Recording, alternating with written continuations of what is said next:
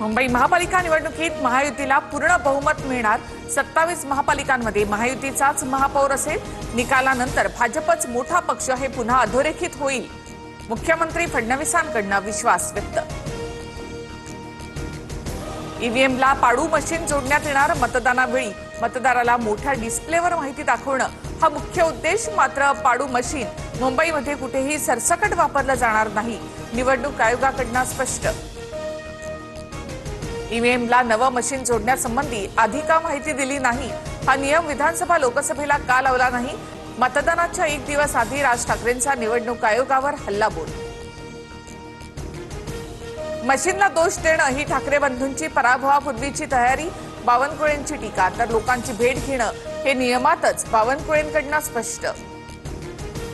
बिनविरोध नगरसेवकांच्या विरोधातील मनसेची याचिका मुंबई हायकोर्टाने फेटाळली। चुकीच्या मुद्द्यांवर युक्तिवाद करताय असं म्हणत कोर्टाने ॲडव्होकेट सरोदेंना दंड ठोठावला।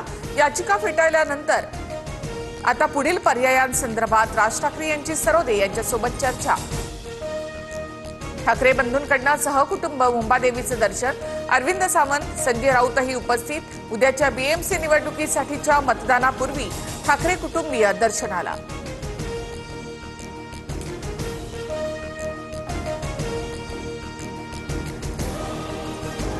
राजकीय नटसम्राट मंदिरांमध्ये वणवण फिरतायत। आशिष शेलार यांची ठाकरे बंधूंच्या मुंबादेवी दर्शनावर टीका।